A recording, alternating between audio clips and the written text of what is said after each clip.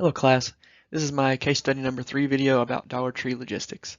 I'm unfortunately having to record this pretty early in the week due to the fact that I'm traveling later this week and I need to get this done. So unfortunately I'm not able to see the Thursday live Zoom meeting. So some of this might be incorrect, but I'm having to give it my best shot for the time being, and I'll have to rewatch the video later. So the first question is about breaking down the cost structure of the Dollar Tree Logistics Center, and the biggest driving factor for them is their inbound shipping cost, as shown by the exhibit graph in the top right.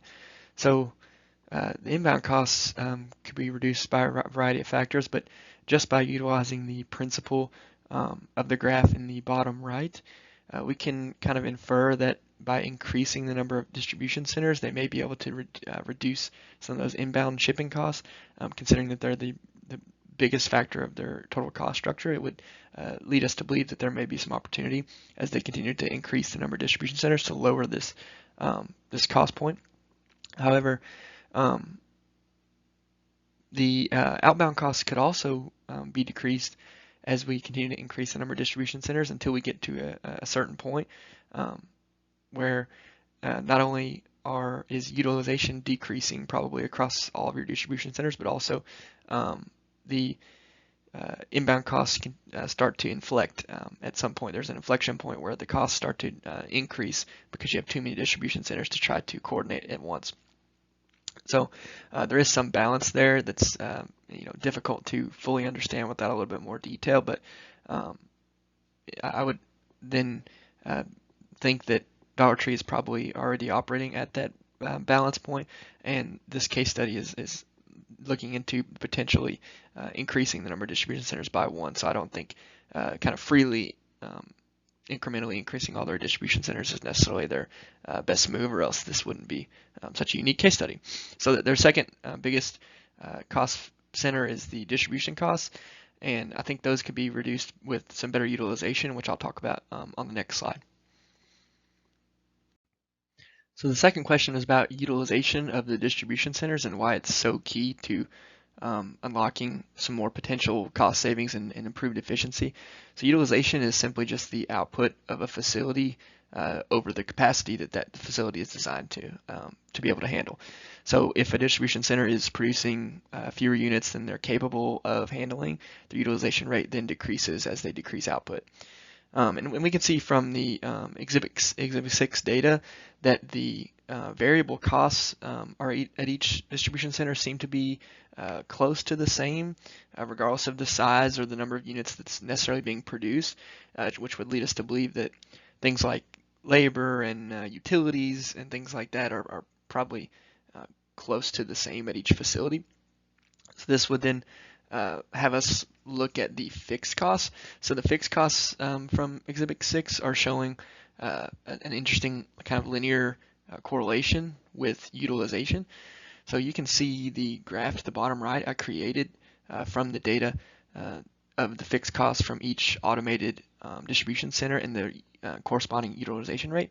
And you can see as the utilization rate increases, the fixed costs per unit, the average fixed cost, I should say, is decreasing linearly, and the R-squared value is pretty good at 0.91. So this would have us then try to figure out what's going on here. So there's a lot of examples of fixed costs, such as the rent space or leasing facility, capital depreciation on your equipment, and a lot of other things. And so basically how this is working is considering this is a average fixed cost per unit.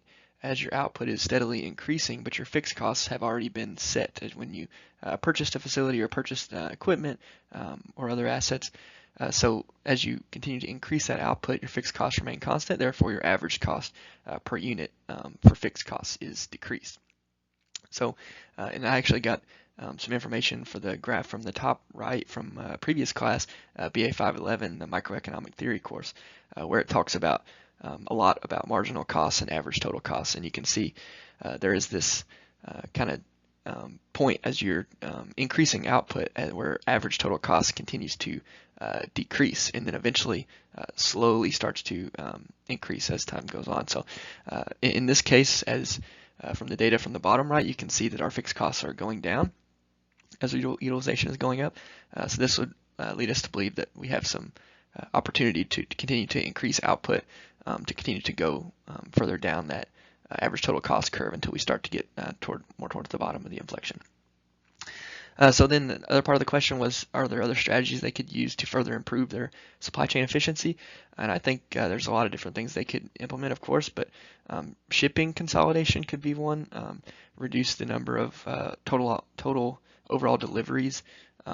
So through different methods of increasing their data or communication in their shipping, they may be able to reduce that and reduce their outbound shipping costs and inbound shipping costs. The second is improving automation. So continuing to further automate their distribution centers and increase the amount of equipment or technological advances that they have at those centers. They may be able to reduce headcount and continue to increase the profitability of those distribution centers by decreasing the overhead. Also, they could continue to improve their utilization at the Joliet and Ridgefield distribution centers. They were by far the lowest utilization rates and therefore had the highest average fixed cost. And then it's difficult to say whether they should be increasing or decreasing the total number of distribution centers without a little bit more information and on their cost comparison. So. Okay, next is the question number 3 is about explaining your option analysis. So I'm going to talk about kind of how I did my calculations and how I got to my answer. So the first calculation is the facility cost calculation.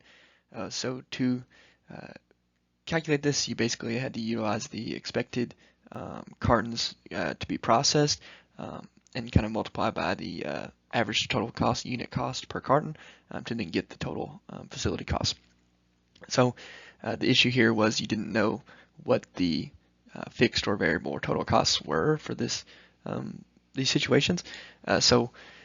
Considering the fact that the expansion option or the new distribution center option both had varying throughput projection and varying utilization rates. So you had to utilize that to try to figure out what your costs were going to be. So to get some data, I utilized a linear forecast model to get the fixed cost information. So I talked about that on the last slide. There seems to be a linear correlation between utilization rate of the automated systems and the corresponding fixed cost. So utilize this linear forecast to get a projected fixed cost based on utilization for each of the 2 option analyses.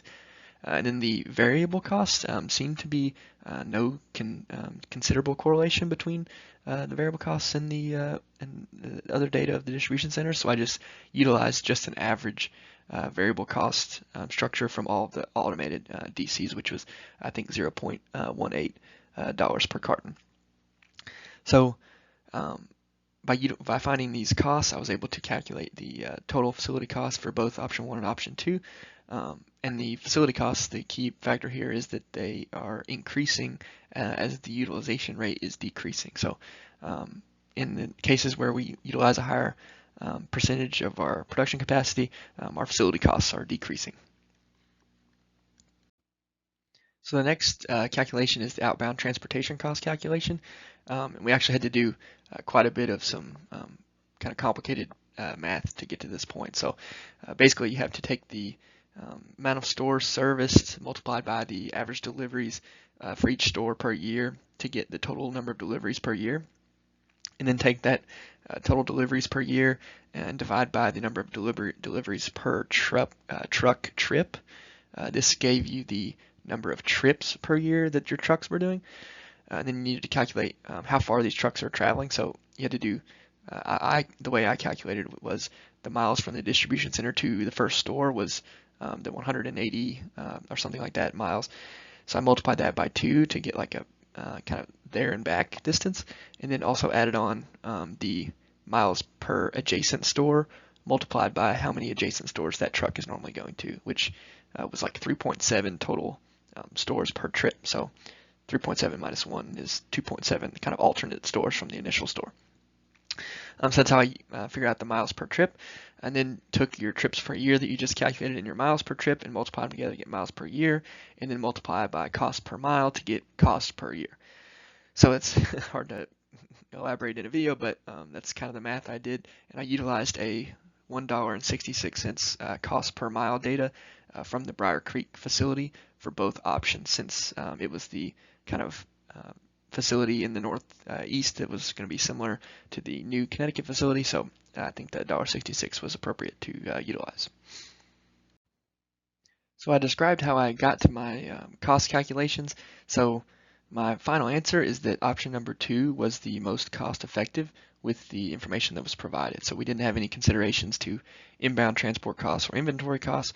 However, just based on facility and outbound transport alone, option 2 provided 5.4 million in cost savings from 2005 to 2007 with no consideration to net present value.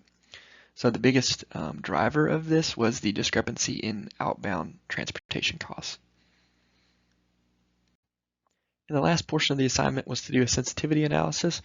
It's kind of hard to see, but on the top I put my calculations for sensitivity.